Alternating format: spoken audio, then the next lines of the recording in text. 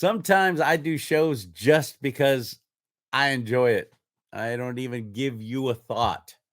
Nothing personal, but I'm like, yeah, I'm doing this for me. I'm having this guest on because I like this guest. And are you going to get anything out of it? I don't know. You might tune out. You might not even stay watching. We'll find out. I'm Charlie-Simons. This is Do Not Talk, talking about two things you're never supposed to talk about: religion and politics. One of my passions since I was a little kid has been cars, though, especially American. And I have been a fan. I'm a gearhead. I'm a car geek. I'm a car guy. And my producer Kirk Tishon, Forefrontaerial Productions, is behind the scenes. He's out there in Colorado. What is the name of our guest's website again, Kirk? Car Coach Reports. Car Coach Reports. I asked Kirk to come on and tell me the name of something I already knew, just because it really makes him mad when I make him get on camera. And that makes me happy. Anyway. I can edit it. Great. He edits all out. You don't even see him. Great. Anyway, that's control. That's true power right there. Paul Bryan is my guest today on Do Not Talk. I love this guy. He is a distinguished gentleman with finely acquired tastes in the arts, in money, in vehicles, and you wouldn't expect that for most car dudes. So that makes him so unique to me. He's just incredibly full of knowledge about anything having to do with transportation here in the U.S. and all over the world. He's a car critic, basically. Car companies send him brand new vehicles just so he'll drive them and write about them, and they pray he does it in a positive way. And he's very honest. If it's not up to par, he will let you know. Man, you should read what he wrote about that Mercedes electronic vehicle. And speaking of Mercedes, before we get to Paul, there's a dude, I don't even know the guy. I think he's hilarious. This is the second video I've seen of him. And he makes fun of this woman who does these. She's some kind of a podcaster, and all she does is flaunt how beautiful she is and how fancy she is and how wealthy she is and how she's hanging out with all these very, very exclusive people and their very elite cars. I don't know her name. I don't know his name, but I do know it all comes together in a brilliant way right here.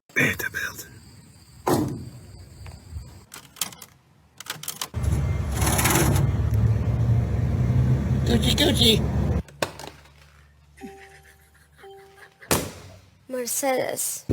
Mercedes.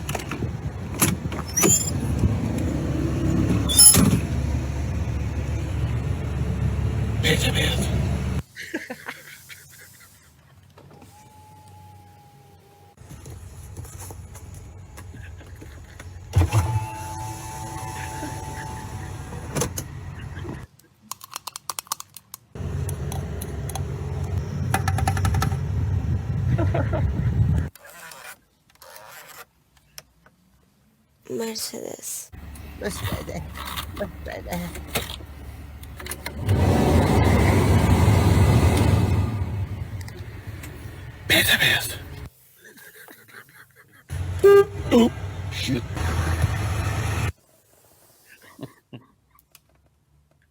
Mercedes. This is good.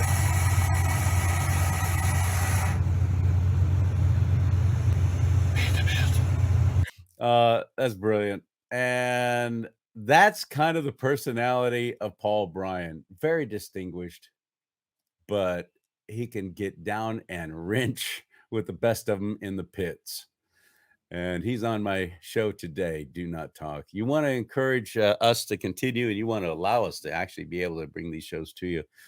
Normally, they're a little bit more politically driven, but when I can get Paul on, I always do.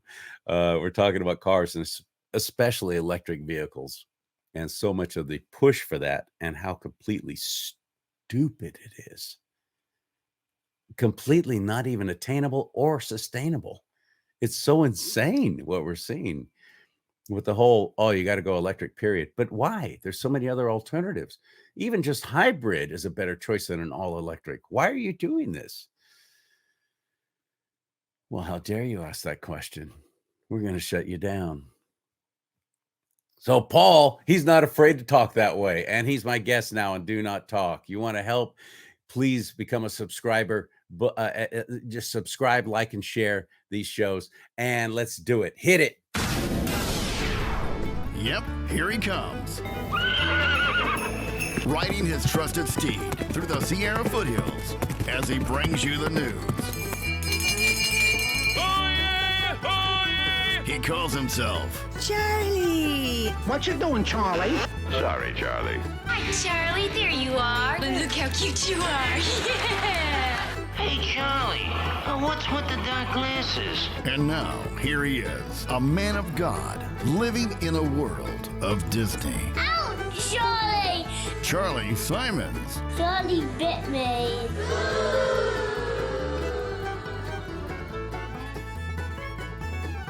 You have certain guests when you're doing interview kind of shows. You have certain guests that you just click with automatically, and you have such a good time with them, and it's just easy to talk to them. I'm not your typical interviewer because I don't interview. I like to have conversations, and that's been a criticism. I just heard it again just recently. Well, Charlie, you talk too much instead of letting your guests talk.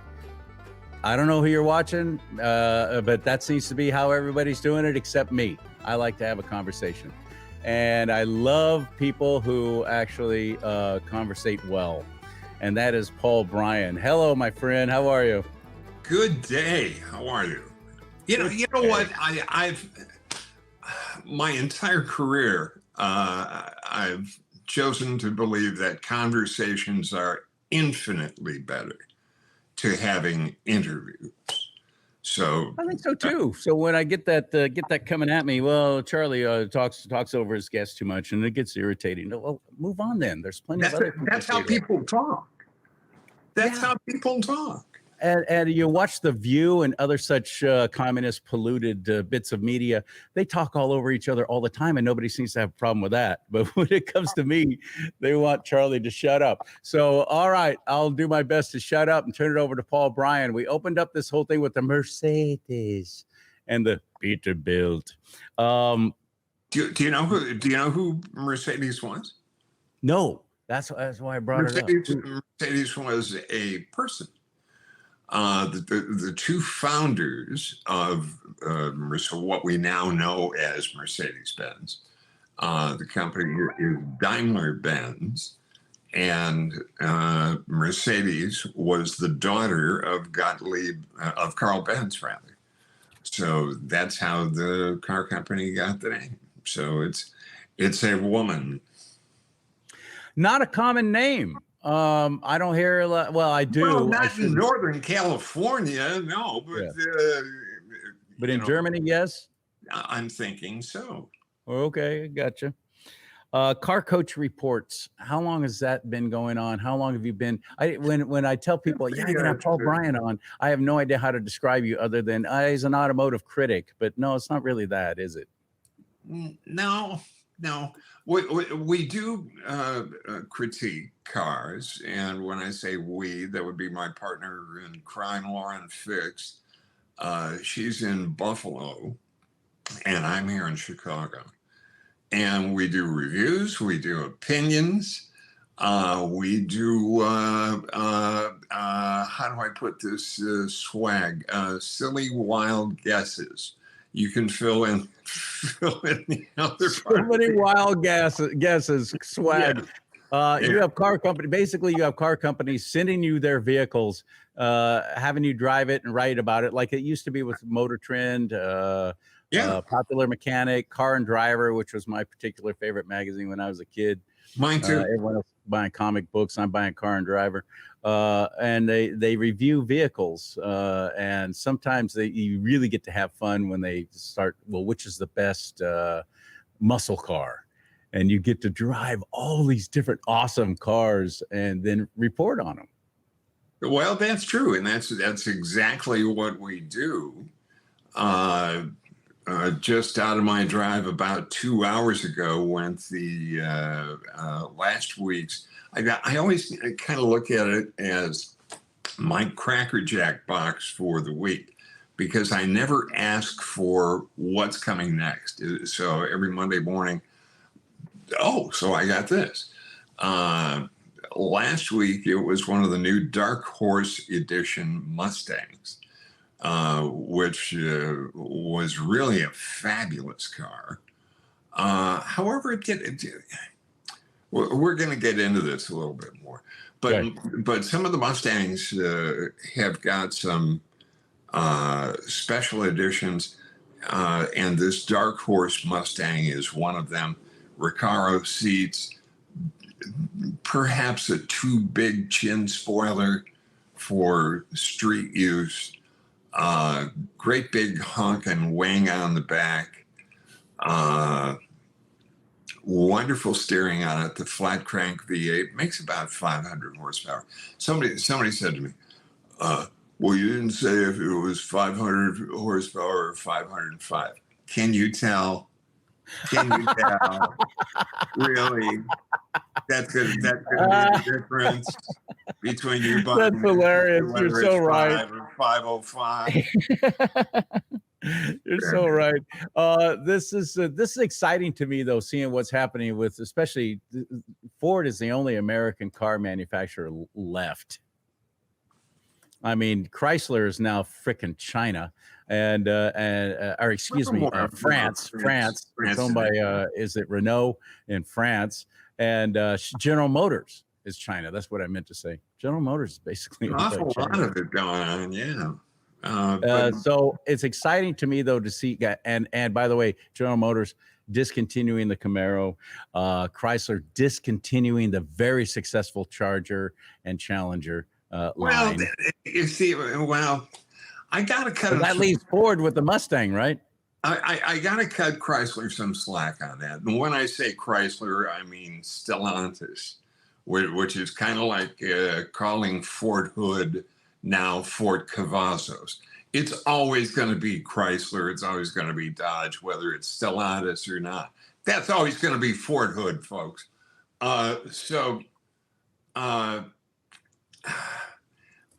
Remember that car is built on a platform from 2 owners ago at Chrysler. That was an E-Class Mercedes platform. So it was the Charger was? Yeah. Okay.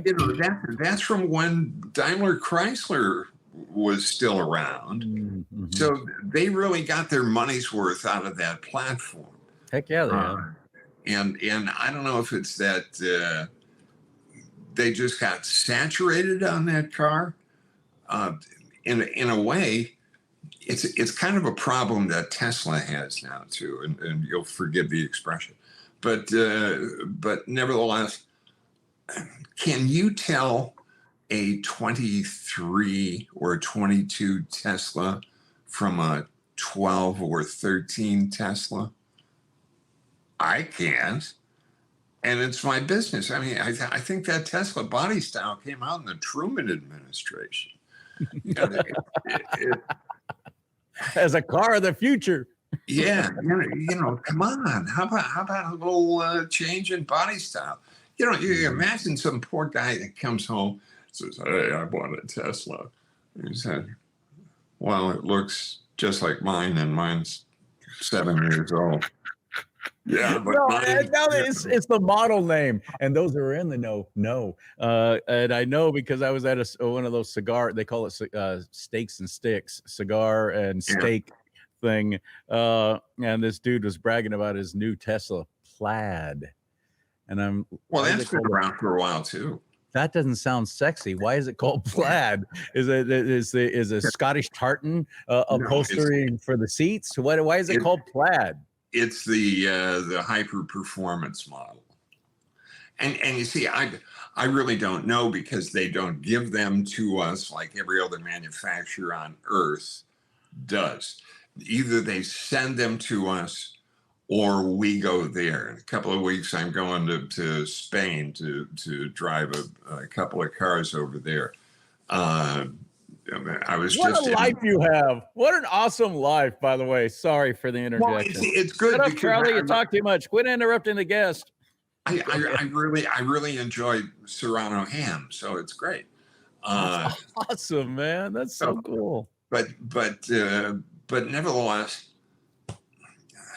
you know, it would be nice to come out with a new body style, and I'm guessing that some people are saying, "Well, it's the technology."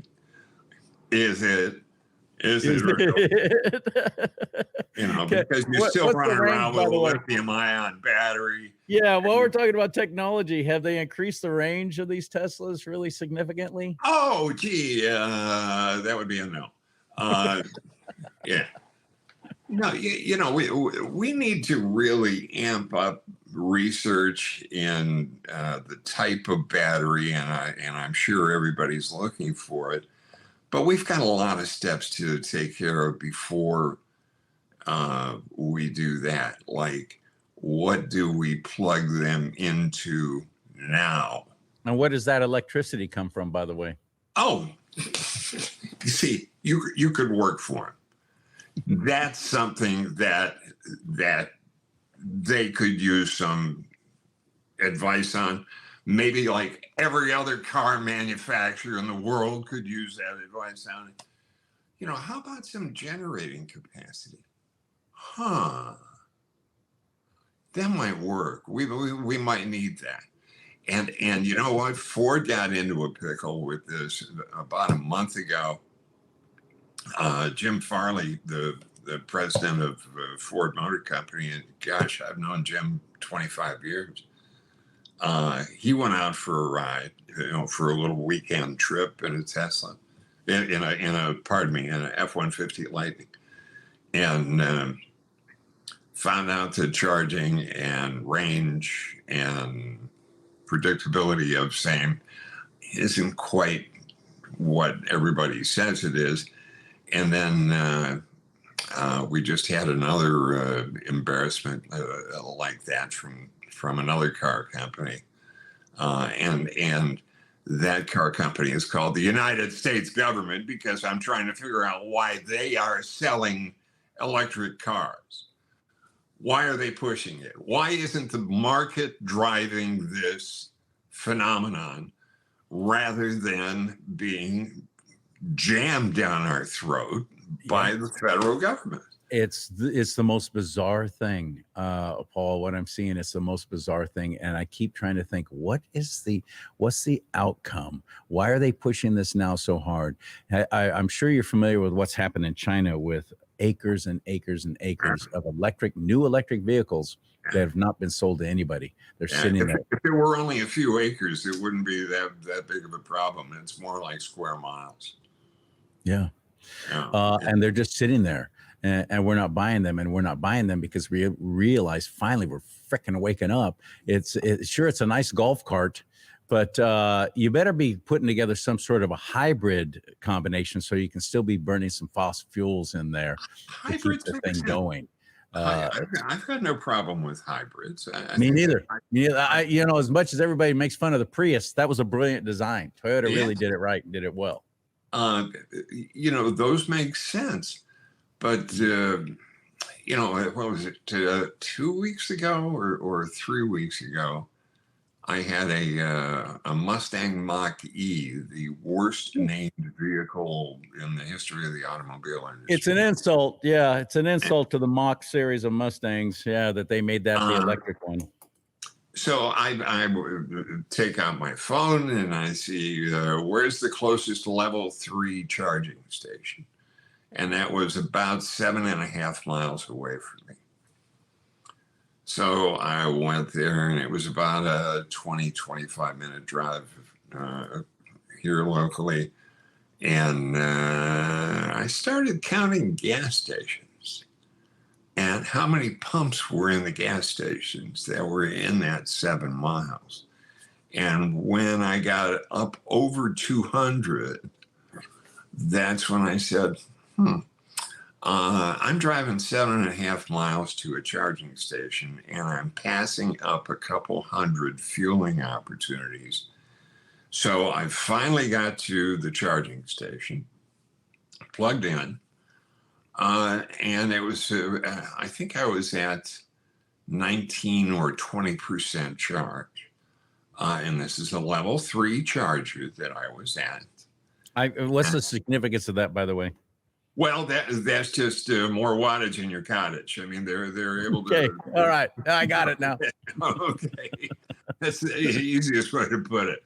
Okay, they're able to put the throughput of charge faster because it's bigger, it's larger. yeah, because otherwise you're sitting there for hours, aren't you? You have Oh, to plan around refueling. oh, the stories I could tell you.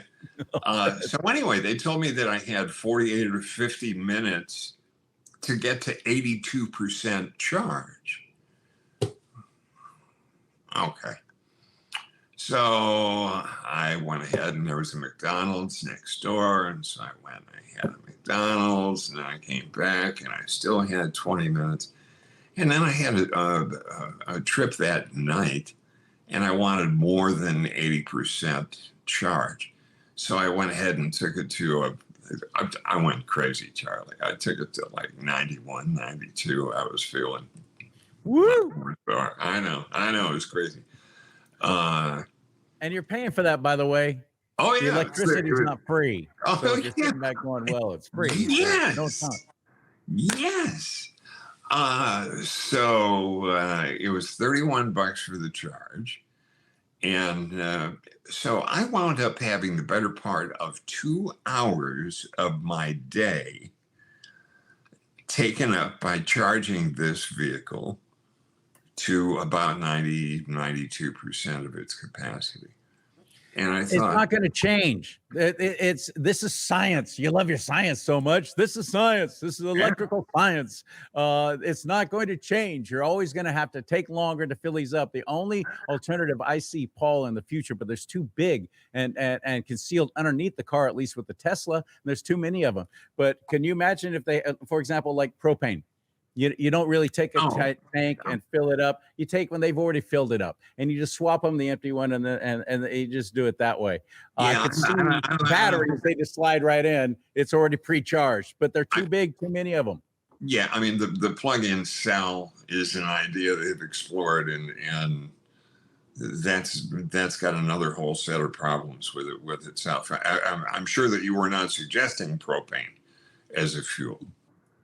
I always suggest propane as a fuel. Propane, butane, those are beautiful fuels. Not for a car. I will say this.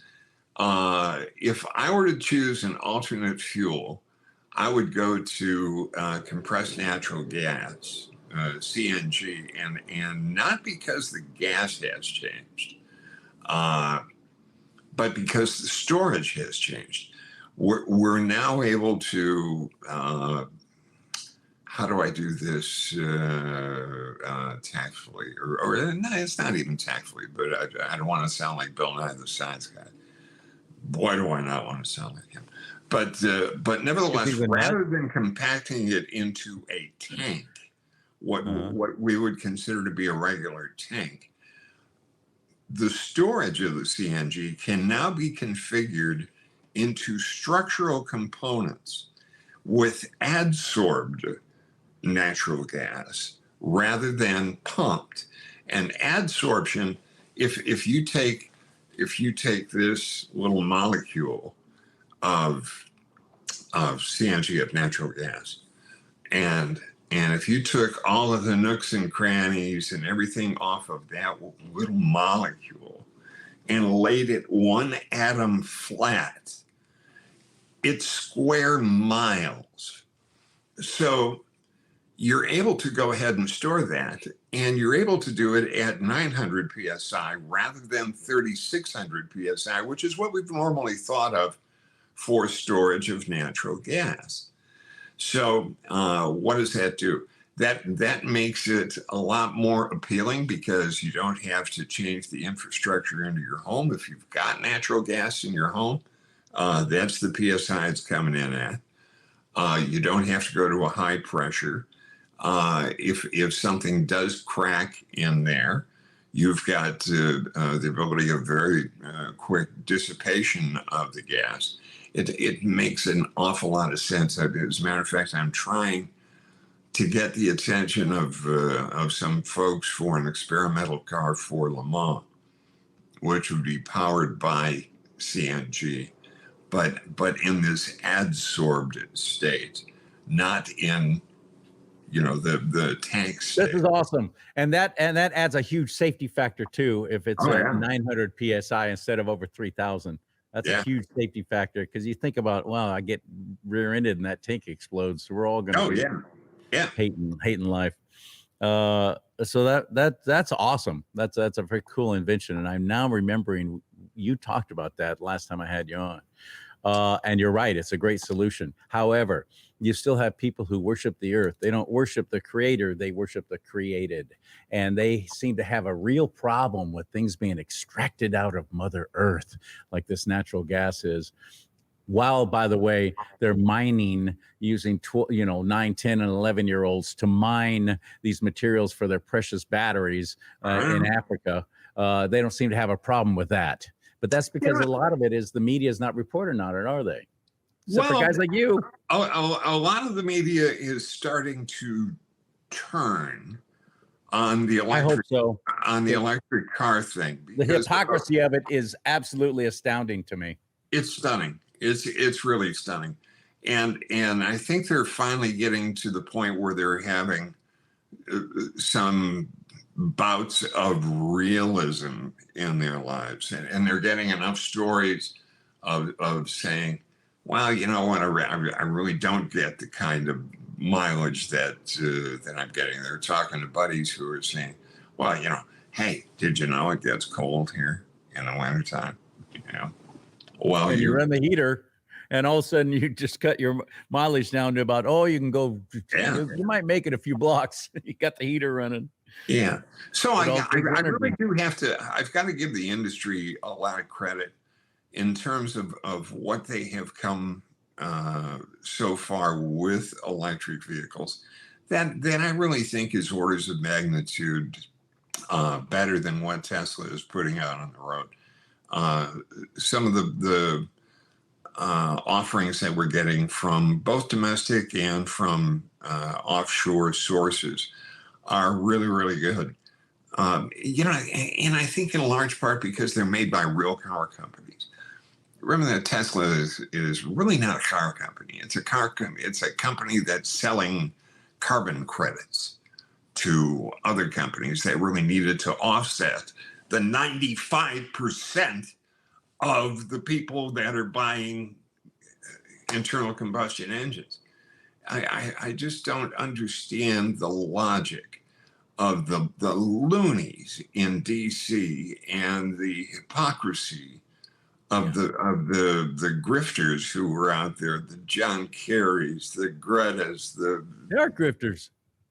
And now we have all these environmental protesters who are all worked up and probably getting paid by somebody, George Soros, going out there doing these protests and blocking traffic. You're so cynical. You're so very cynical, Charlie. You really are. But I like that. They're doing the God's work, not the creator of the universe, whatever God they worship. But I like that part about it. So. It's only going to get worse as they get ramped up and they keep blocking traffic and doing it for the good of Mother Earth. Well, it's not only that, but the prices are going up, and the prices are going up for all cars. Now, what happens when they have this Gillette moment where they look at themselves in the mirror and they go, holy shnikes, we're not selling these things. What are we going to do? Well, they're going to cut the price on it. And so if F-150 Lightning has been through a number of price cuts, the Ford Mach-E has been, well, so what's everybody else going to do? They're going to drop their price too. But with the inflationary situation that we've had here for the past couple of years, Lord knows how that happened. you know, I get really frustrated because I find myself and my colleagues screaming at the TV every now and then, and more often than not, and we keep saying, well, of course this is going to happen. Of course inflation is going to go up. Of course your fuel cost, your energy cost in your home, your grocery costs in your home. Find me something that isn't touched by energy. Right. You know, it barely exists. I really can't think of anything. You know, a shower curtain, you know, if anything, it's going to be touched by the petrochemical company and by this. And then this everything that's plastic has been derived from petroleum. Yeah, exactly. Everything plastic. And so what happened from the administration this past weekend? Well, they shut off New Mexico too. And we're not going to allow any drilling and or fracking or exploration in New Mexico. So Oklahoma's going, yay, more for us. Oh yeah, give it a week, pal. Texas, Arkansas, yeah, all right. Yeah, but you know, if they keep cutting off, you know, federal lands for oil and gas, all it's going to do is just make everything more expensive. And until somebody wakes up and puts the agenda away or decides that they have made enough money off of the industry to stop, it's just going to keep going. And it's astonishingly frustrating. You know, what we put together now as an internal combustion engine is so many orders of magnitude better than what we were putting out 20 years ago, and that much better than 40 years ago when we first had emissions controls on cars in 1975 when the Earth was forming a crust. And it's got to change. It's got to change. And there has to be a point where the people say, enough of this silliness. And they put their foot down, and it's not just the administration. All of this stuff, you have to start talking to your local legislators. And I know full well that if you try to call your member of Congress or your senator, that it's the closest thing you're going to get to getting flipped off on the phone. As it's not a flip phone, but it's a flipped off phone, because the 19-year-old public policy intern that cheesed off the chief of staff last week, he says, you answer the phones on Monday.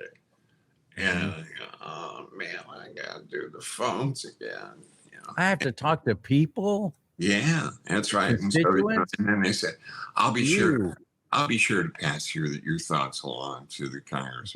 Yeah, I'm sure you will. And here's how they're taking notes. Yeah. How are you doing? Yeah. And many of them might be ideologues that got that job just because they couldn't get anybody decent to take the job. There's that cynicism again, Charlie. There it is. There it is. Showing it again. Too many years in the media, my friend. Don't really trust anybody except you. I trust you. Let's get back to cars before I let you go, because that's my favorite thing to talk about. One of the top 5 for me, at least. And let's get back, as a matter of fact, to that Mustang. I fancy myself an amateur race car driver, and I've raced many different kinds of vehicles and many different styles of races, as opposed to just being a media guy. And I've been in media races as well. But still, though, when you fire up that engine, the level of excitement and feeling my heart beating in my chest because I'm so excited about it, never seems to diminish. Good. That's Does why it you still do it. it for you when you got into that Mustang Dark Horse and you fired that up, and hopefully it had some rumbly thrush mufflers under there with 500 something horsepower? Do you still get that feeling? Absolutely. And Isn't that the best? I love that feeling, man. I mean, that's a reason I do it. Not only do they give you that rumble bumble that's going on, but they give you two different exhaust note choices. There's also a track mode that you can put it in, but you can still put the exhaust into track mode on the street. And yeah, you kind of feel like a dork doing it. Jeez, it sounds good. That just seems like one more thing to go wrong to me, which is why I would not even want a new vehicle now. Too many things. I'm perfectly happy with my 22-year-old F-150 that doesn't yell at me every time I don't do something exactly right. You know, I get it. I know what you mean. It's too much. And I'd love to have a 5-speed again, but the whole paddle shift thing and all that, that's, if you're a race car driver and you're doing Le Mans, fantastic. Well, there's the emotional side of it, and then there's the engineering side of this. And I understand both, because intellectually, I know that paddle shifter can shift faster than I can. But emotionally, I want to shift my own gears. And that paddle shifter basically is an automatic transmission. It's a constantly variable transmission, right? No, it's not a CVT. That's No? two different animals. Okay. They are separate gears. Now, some cars are continuously variable transmissions. As a matter of fact, Lauren just did a feature on that, I think last week, on Car Coach Report. So you might want to check that out. The difference between the two and how they work. But, you know, if an 8-speed transmission was faster, wouldn't you think that you would see it in an F1 car or in an Indy car? Yeah, you would. Because those guys make a lot more money than you and I make. And, you know, if going like this, you know, means it goes faster, then I'm going to say, well, sorry, pal, you got to do that for the next 2 hours. But that way you're able to hold RPM better. They are intellectually faster than we are, Charlie. I hate to put it that way, but emotionally, I totally get it. And that's one of the reasons why I drive a 911, and I can't buy a manual shift. Is it the Targa? With No, the whale tail turbo? I'm a very traditional guy. I'm a Okay. coupe guy. I don't even like the Cabriolet. I'm a coupe guy. But I want to be able to mix my own gears. So Lauren, for instance, goes through a number of these same exercises too with some of the cars, and she's got some very, very serious iron in the garage with her husband Paul, who races professional Trans Am, or has. You know, I don't think he's competing this year, but there's a couple of Ford GTs and a GT 350 and GT 500 Shelby, and they get that same thing. If you're a car person, you really want that, and I kind of worry about that for the upcoming generations. I you know, heck, you know, 75%, I'll bet, don't even know how to drive a manual shift car at all. They don't. As a matter of fact, that's the best theft protection going for you right now. Yes, it is. If you can get a manual transmission, they have no clue. Yeah. And then put an analog clock in it. That'll really freak them out. Yep. Wow. And the logo's in cursive. Why? You're an evil man. You are. What's your favorite that you've driven? I'm sure you've been asked this 10,000 times. And for Or 10,000. top five. Let's do top five. Well, I always say for what? Because if Good point. to line out, what's your favorite car? Well, there's an awful lot of variance in that. For off road. I'm still a Land Rover guy, even though the reputation that they have for reliability isn't anywhere near the best. But nonetheless, I like them an awful lot. For sports cars these days, oh Lord, I mean there's so few built domestically. The new generation Corvette is great fun to drive. However, And looks good. yeah, it does. The new ones are really looking wow. Yeah, I mean they really do. They look very chiseled, not sculpted. Right. And if you were to put that into like Italian styling language, like most Ferraris look sculpted, and most Lamborghinis look chiseled. They're a lot more angular in the way they look. And the Corvette guys kind of went that chiseled look rather than the sculpted look. The Italians, they've got tons of artwork from the Renaissance on that says, "Oh, I like this curve." Well, okay, I get it.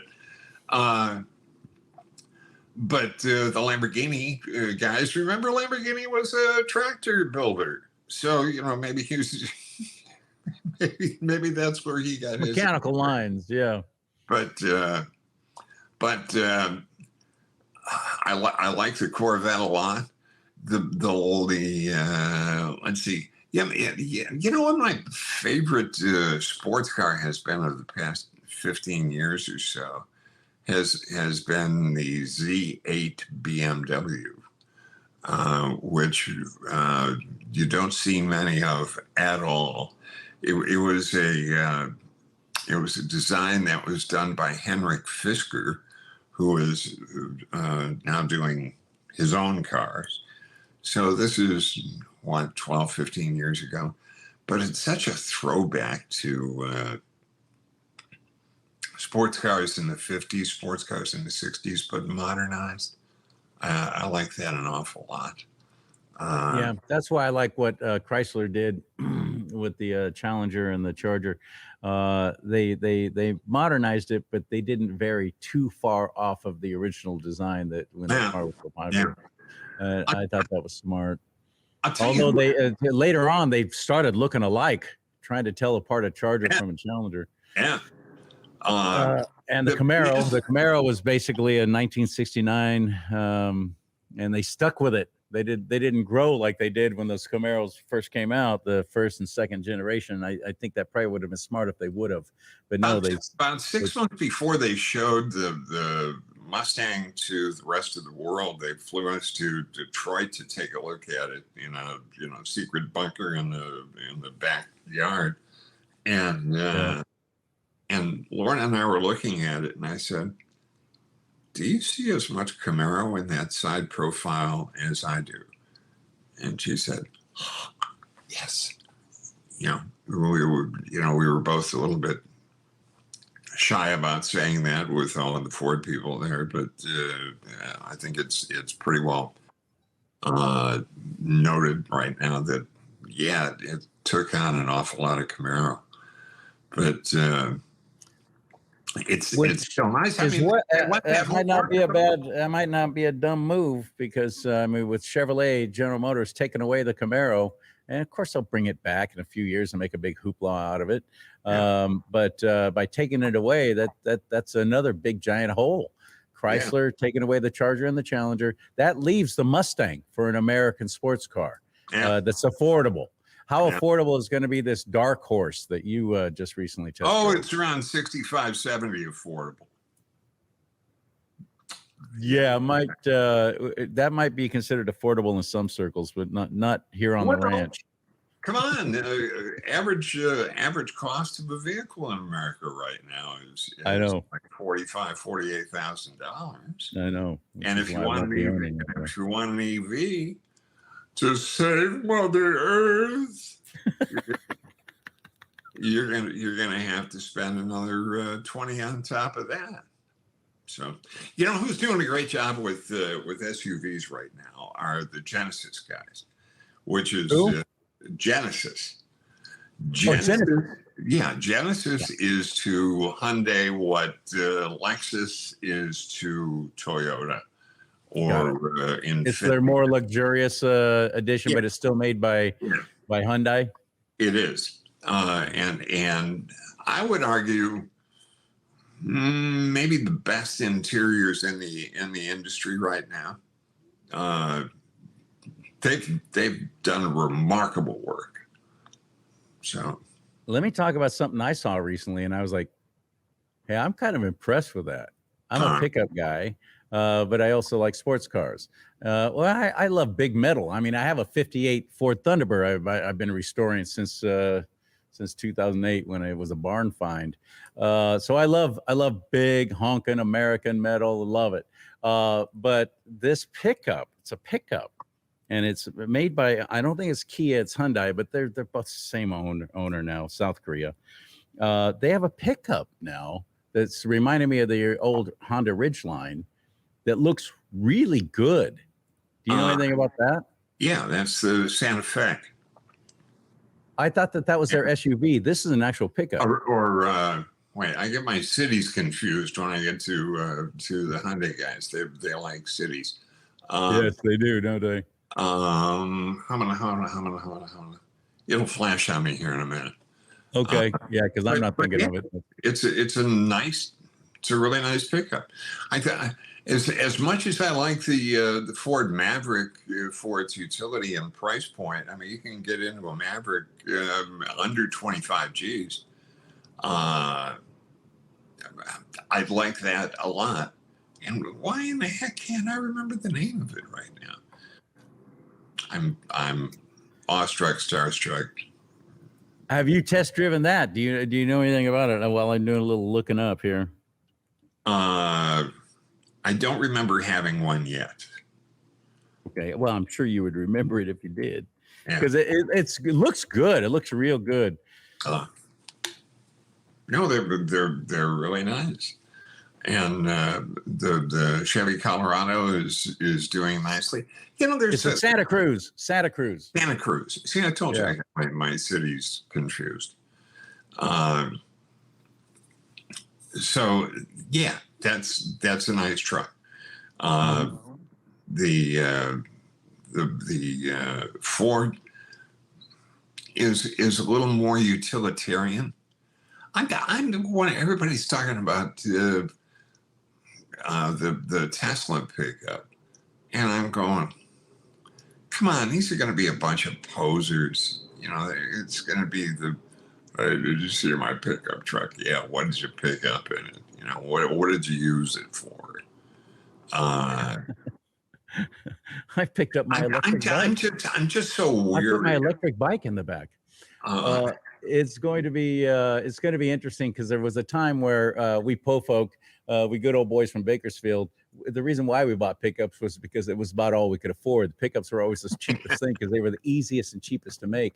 Now it's flipped in a ridiculous way. When I see a Dodge Ram, it'll always be a Dodge to me, going for 80, starting price 80,000. Who's the idiot who's buying these things? Oh, I'm sorry. The captain, my officer in charge bought one. So I just realized I can't talk about it anymore. Anyway, but he's got to feel great. He's got to feel great on the way. So, it's completely switched. Yeah. The pickups are more expensive than sedans now.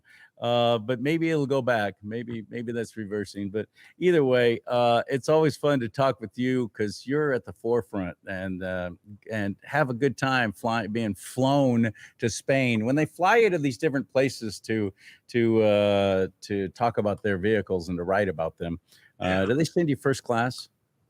No, I usually am the steward and coach. I serve the crackers,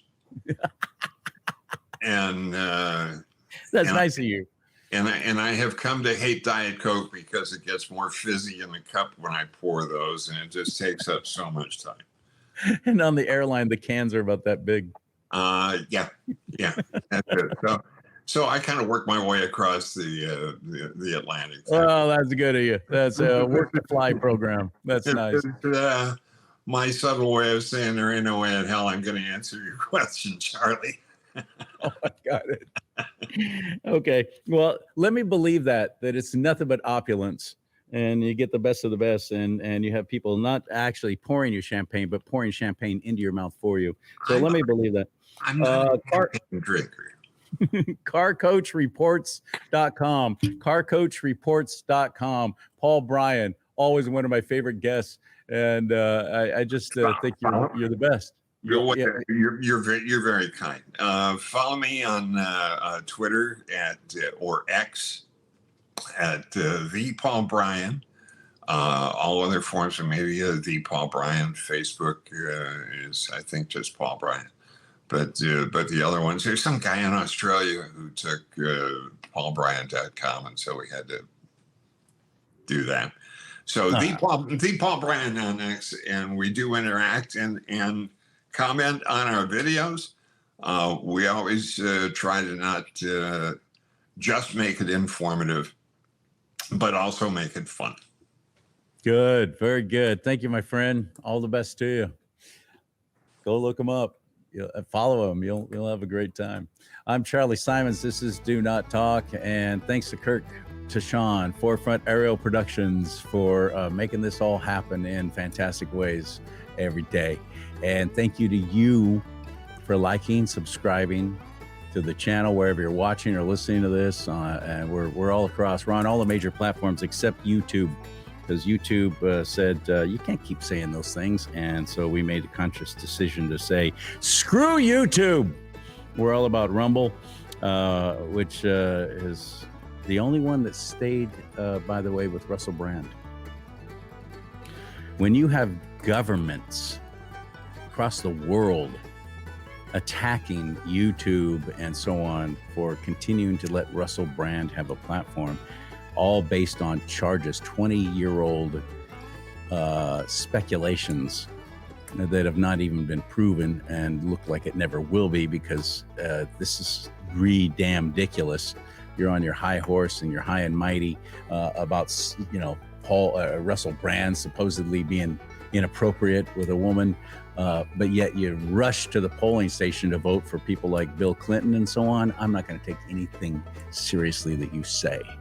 I'm not. So thank you to Rumble for holding steadfast. When they said we're going to be a free speech platform, as of right now, it looks like they meant it. And that's refreshing. That's good to see. So find us at rumble.com unless you're already there. Rumble.com/do not talk.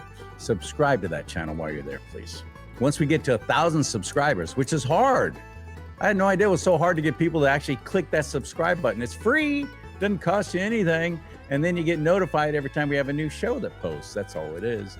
So you're not going to get spammed. You're not going to get, it's not like TikTok. It's not owned by China.